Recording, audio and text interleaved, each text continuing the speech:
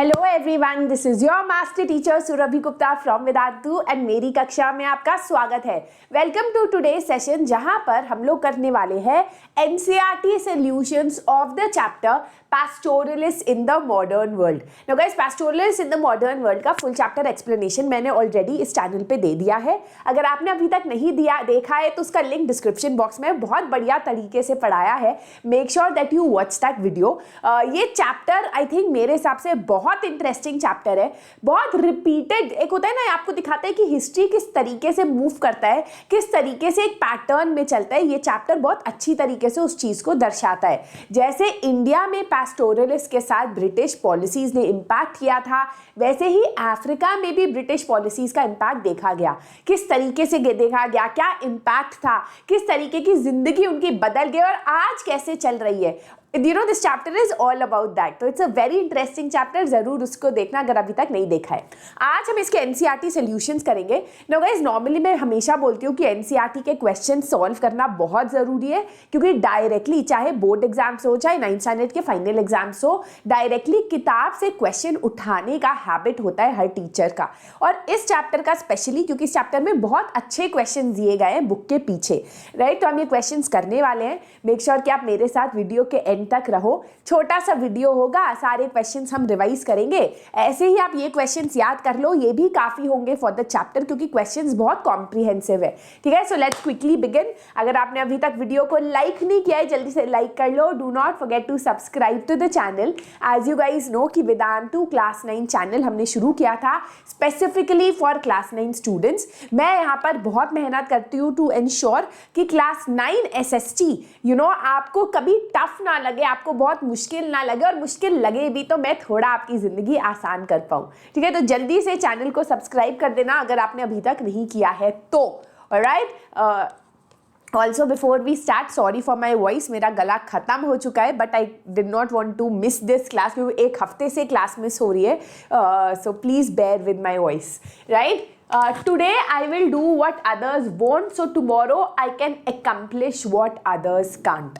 आज मैं वो करूँगा जो और लोग नहीं कर पा रहे, जिससे कल मुझे वो मिले जो बाकी लोगों को नहीं मिलेगा। ठीक है, तो इस मोटिवेशन के साथ, हो सकता है आपको लगे यार सारे मेरे दोस्त मस्ती कर रहे हैं, मैं यहाँ यूट्यूब पे जो है पढ़ाई कर रहा हूँ, बट बेटा इसका फल जो आपको मिलेगा वो और बच्चों को नहीं मिलेगा। जितना आप मीठा डालोगे, गुड़ डालोगे, उतना जो है खीर मीठी निकल के आएगी, है ना। तो मेहनत करो, मेहनत का फल आपको ज़रूर मिलेगा, और याद रखना यही टाइम है मेहनत करने का।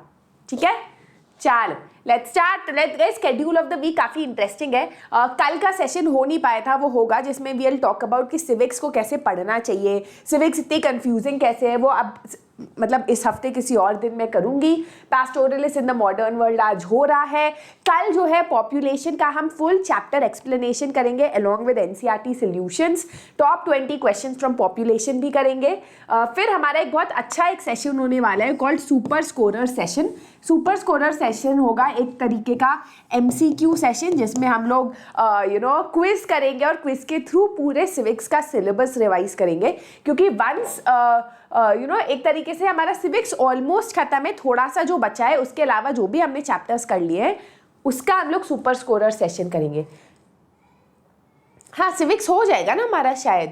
Do let me know in the comment section. How to study SST in 2 months। अच्छा, ये बहुत इंपॉर्टेंट सेशन है। दिस इज द स्ट्रैटेजी कि आपको फाइनल एग्जाम्स के लिए कैसे पढ़ना है। फूड सिक्योरिटी हम इस हफ्ते करने वाले हैं। तो इस हफ्ते हमारा एम है 2 चैप्टर्स खत्म करने का। होपफुली हम कर पाएंगे, जिससे कि आप एक भी सेशन मिस ना करो। चैनल को सब्सक्राइब जरूर कर देना। Alright, so let's start. Explain why nomadic tribes need to move from one place to another. What are the advantages or to the environment of this continuous movement? तो आप मुझे बताओ कि जो नोमैडिक ट्राइब्स है, हमेशा वो एक जगह से दूसरी जगह मूव क्यों करते हैं। तो यहाँ पर आपको 3 पॉइंट्स याद करने हैं। Nomadic tribes have to move from one place to another to earn their living and to find pastures for their animals. क्योंकि जहाँ पर वो रहते हैं वहाँ बहुत बर्फबारी होती है, जिसकी वजह से घास खत्म हो जाती है, तो वो हमेशा एक दूसरी जगह जाते हैं, या फिर एक ड्राई एरिया से कोस्टल एरिया जाते हैं, लुकिंग फॉर पास्चर्स, चारा ढूंढने के लिए। All of them have to adjust to seasonal and climatic changes. तो सीजनल जो चेंज होता है बाय सीजन, उसके हिसाब से वो अपना मूवमेंट को प्लान करते हैं और अवेलेबल पैस्चर लैंड का यूज करते हैं। जब पैस्चर एग्जॉस्ट हो जाते हैं या अनयूजेबल हो जाते हैं, they move to a new place in search of new pastures, right. तो आपको क्या याद रखना है कि nomadic tribes move from one place to another in search of new pastures. They do this keeping in mind the seasonal changes, है ना, seasonal changes होते रहते हैं जिसकी वजह से वो पूरा प्लान करते हैं। जब एक जगह का पैस्चर खत्म हो जाता है, एग्जॉस्ट हो जाता है, अनयूजेबल हो जाता है, तो दूसरी जगह जाते हैं इन सर्च ऑफ न्यू पैस्चर्स। अब ये इसका फायदा क्या है टू द एनवायरनमेंट? इसका पहला फायदा ये है कि देखो, इससे ओवर ग्रेजिंग नहीं होता। एक ही जगह से जानवर बार बार चारा खाएगा तो वहां पर घास खत्म हो जाएगी। क्योंकि ये मूव करते रहते हैं तो it gives the environment time to rejuvenate. वापस से टाइम होता है रेजुविनेट का, वापस से ग्रो होने का ग्रास को टाइम मिल जाता है। उसके अलावा जो मेन्योर है, जो एनिमल्स का पॉटी होता है, उससे जो है लैंड फर्टिलाइज होता रहता है। It is a natural fertilizer for the soil, right, and the environment gets a chance to regrow and recover, right. Over grazing avoid करता है, रीग्रो और रिकवर करता है, मेन्योर से फर्टिलाइज होती है land. So these are the 3 benefits to the environment. ठीक है। Question 2. Discuss why the colonial government in India brought the following laws and how it changed the life of the pastoralist. सारे questions इस chapter के ना बहुत important है, directly यहीं से आएंगे, इतने अच्छे questions हैं। तो पहला है वेस्टलैंड रूल्स। अब गाइस, कॉलोनियल ऑफिशियल्स के हिसाब से अगर कोई लैंड अनकल्टिवेटेड थी तो वो अनप्रोडक्टिव थी। कॉलोनियल ऑफिसर्स को ये फर्क नहीं पड़ता था कि वो लैंड अनकल्टिवेटेड जरूर थी बट वो अनप्रोडक्टिव नहीं थी। It was being used for grazing land but they thought it was unproductive and therefore उन्हें लगता था ये वेस्ट लैंड है, तो उन्होंने वेस्टलैंड रूल्स जो है मिड 19th सेंचुरी में इनैक्ट किया, according to which uncultivated land was taken over and it was given to some individuals. कुछ लोगों को दे दिया गया कि तुम इस लैंड पे एग्रीकल्चर करो, जिससे कि उस लैंड से लैंड रेवेन्यू मिले, है ना, सरकार जो है रेवेन्यू ले पाए। So expansion of cultivation meant fewer pastures for the animals. जब कल्टिवेशन एक्सपैंड हुआ तो पैस्चर लैंड जो है एनिमल्स के लिए कम हो गया and this impacted the life of the pastoralist, क्योंकि अब उनको और दूर जाना पड़ता था पैस्चर लैंड ढूंढने के लिए। ठीक है, so that is your wasteland rules. दूसरा है फॉरेस्ट रूल्स। फॉरेस्ट रूल्स के हिसाब से all forest of the country was declared state property, कि वो सरकार की प्रॉपर्टी है। और कुछ फॉरेस्ट जहाँ पर काफ़ी इंपॉर्टेंट और वैल्यूएबल ट्रीज हुआ करते थे। बाय द वे गाइस, इसका PDF मैं आपको दे दूंगी, फिर भी मैं हट जाती हूँ if you want to take a screenshot, but I will give the PDF on the Telegram channel. ठीक है, चिंता मत करो। तो रिजर्व जो इंपॉर्टेंट फॉरेस्ट थे उनको रिजर्व्ड और प्रोटेक्टेड फॉरेस्ट का टैग दिया गया। इन रिजर्व फॉरेस्ट में the pastoralist were not allowed to enter, not touch a leaf, hunting gathering उनको अलाउड नहीं थी, ग्रेजिंग अलाउड नहीं था, right. The colonial officials believed कि जो एनिमल्स है वो छोटे छोटे प्लांट्स को खा जाते हैं, सैपलिंग्स को खा जाते हैं, जिसके वजह से फॉरेस्ट फॉर्म नहीं होगा। The forest act change the life of the pastoralist. अब उनको फॉरेस्ट के अंदर आने से प्रिवेंट किया जाता था। चारा होने के बाद भी वो जानवर चारा नहीं खा पाते थे, उन्हें परमिट चाहिए होता था एंट्री के लिए। वो परमिट भी एक स्पेसिफिक पीरियड के लिए ही अलाउ किया जाता था और जब वो अगर वो ओवरस्टे करते थे तो उन पे बहुत बड़ा फाइन लगाया जाता था। So this completely restricted the free movement of the pastoralist, जो बहुत असेंशियल था उनके लाइवलीहुड के लिए, उनके जीवन के लिए, जीवन व्यापन के लिए, है ना। तीसरा है क्रिमिनल ट्राइब्स एक्ट, राइट ना। कॉलोनियल गवर्नमेंट चाहते थे, देखो अल्टीमेटली आपको मानना पड़ेगा कि जो ब्रिटिश सरकार इंडिया आई थी वो यहाँ चाय पानी और गोलगप्पे के लिए नहीं आई थी, आई होगी स्पाइसेस के लिए, बट अब वो यहाँ पर रूल करने लग गई थी और उनका मेन मोटिव लोगों की भलाई नहीं था, उनका मेन मोटिव था पैसा कमाना। अब आप पैसा तभी कमा सकते हो, उन्हीं लोगों से कमा सकते हो जो एक जगह जिसका परमानेंट एड्रेस आपको पता है ना, आपको पता ही नहीं कोई कहाँ पर है, तो आप उससे कैसे पैसा लोगे। तो the colonial government wanted to rule over a settled population, है ना, जिससे वो लैंड रेवेन्यू ले पाए, जिससे वो टैक्स कलेक्ट कर पाए। इसीलिए they were very suspicious of this pastoralist, जो हमेशा एक जगह से दूसरी जगह मूव करते थे। वो चाहते थे कि ये लोग भी सेटल हो जाए, लॉ अबाइडिंग हो जाए। इसीलिए उन्होंने 1871 में क्रिमिनल ट्राइब्स एक्ट पास किया, अकॉर्डिंग टू विच ट्राइब्स को, पैस्टोरलिस्ट को, क्राफ्ट्समैन को, they were considered as criminals by birth and nature, कि बाय नेचर जो काम करते हैं उससे वो क्रिमिनल्स हैं। और अगर आप इस ट्राइब में पैदा हुए हो, इस pastoralists में पैदा हुए हो, तब भी आप एक क्रिमिनल हो. They were not allowed to move without a permit, और पुलिस जो है उनके ऊपर कंटिन्यूअस वॉच रखती थी. राइट? चलो अगला point, grazing tax. Now as I told you, colonial government का एम था to collect as much revenue as possible from the pastoralists. That is why उन्होंने ग्रेजिंग टैक्स इम्पोज किया, जहां उन्होंने बोला कि each cattle herder had to pay tax for each cattle head. तो जितने जानवर आपके पास है उतना टैक्स आपको पे करना पड़ेगा. इसका इम्पैक्ट ये था कि because the pastoralists were unable to pay the tax, इतना टैक्स वो नहीं दे पा रहे थे. यार चारा नहीं खिला पा रहे, वो टैक्स कैसे देंगे, है ना. तो इतना टैक्स जब वो नहीं दे पा रहे थे तो उनको अपना कैटल कम करना पड़ा.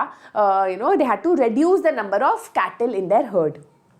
ठीक है, ऑलराइट. सॉरी गाइज, मेरा गला बहुत खराब है, नहीं तो मैं थोड़ा और एनर्जी देती. तो आपको एनर्जी ऐसी लेनी पड़ेगी आज मुझसे. Give reasons to explain why the Maasai community lost their grazing land. इसके आप 3-4 रीजंस बता सकते हो. कि सबसे पहले तो मेन रीजन है इंक्रीज इन कल्टिवेटेड एरिया. मैं बस आपको मेन पॉइंट्स बता देती हूँ, फिर अंदर जाएंगे. Increase in cultivated area. फिर दूसरा है गेम रिजर्व, है ना. या फिर तीसरा आप बोल सकते हो colonial expansion.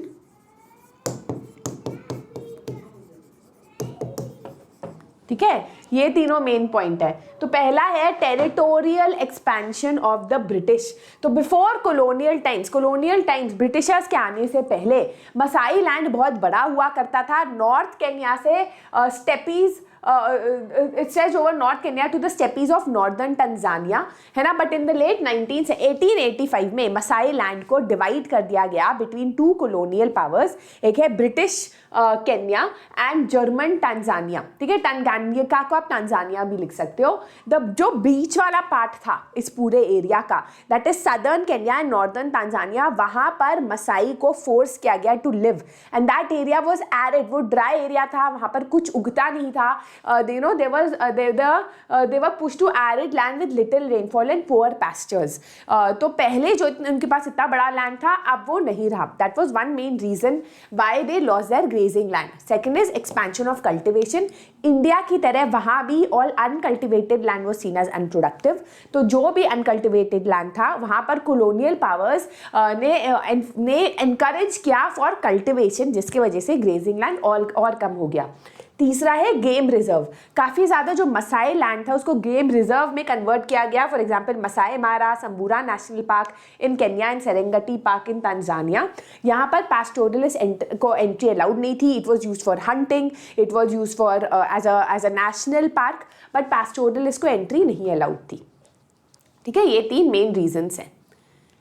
There are many similarities in the way which the modern world forced changes in the lives of pastoral communities in eastern. आप मानते हो ये बात, इंडिया में जो हुआ, अफ्रीका में जो हुआ pastoralists के प्रति, वो बहुत ही ज़्यादा उसमें similarities थी. Write about any 2 examples of changes which were similar for Indian pastoralists and Maasai herders. बहुत सारे लिख सकते हो, है ना. पहले आप ये लिख सकते हो, पहले आप बात कर सकते हो इंक्रीज इन कल्टिवेशन लैंड की, कि दोनों मसाई लैंड और इंडिया में ब्रिटिशर्स लैंड रेवेन्यू कमाना चाहते थे, जिसके वजह से उन्होंने वेस्ट लैंड लॉज लाए इंडिया में, जहाँ पर उन्होंने कहा कि all cultivated land is unproductive, uncultivated land is unproductive land, इसीलिए सारा ये जो वेस्ट लैंड है यहाँ पर कल्टिवेशन होगा. एंड उन्होंने इसको कुछ लोगों को दिया. एंड यही अफ्रीका में हुआ, जिसके वजह से जो लैंड है वो क्या बोलते हैं, ग्रेजिंग लैंड कम हो गई.